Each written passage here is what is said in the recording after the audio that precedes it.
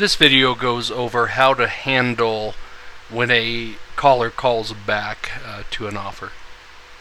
So I'm going to go to Setup here and edit the test video offer and go down to the callback behavior. Now in here, we're going to tell the system what to do when someone calls back. So there's three options. The first option is handle all calls as new. What that'll do is it won't look to see who we've sent the call to previously and just forward it to the next buyer in line. So no consideration of that the consumer ever called or the caller ever called before, just route like it's the first time they've ever called. The second option is reconnect the call to the previous buyer.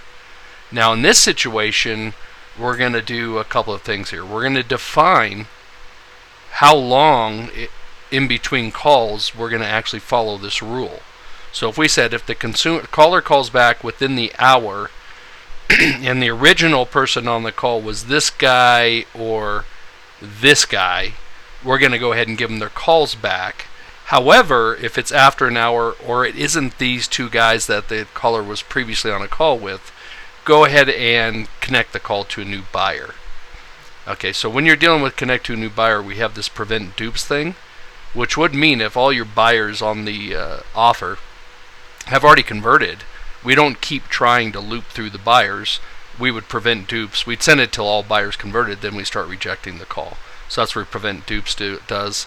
If you're dealing in high priced revenue type stuff, you typically wouldn't prevent dupes. But if you're running some travel offer that you get paid $6 or something, you can't really afford to keep having the buyers convert over and over, or keep sending calls to buyers that have already converted. That could eat up all your profits. So that's what this prevent dupes will do. This button here is the ignore duplication rules when the caller IDs are coming in as anonymous. Sometimes upstream providers for international, non-USA calls, 50% of their caller IDs will come to our upstream providers with an anonymous caller ID.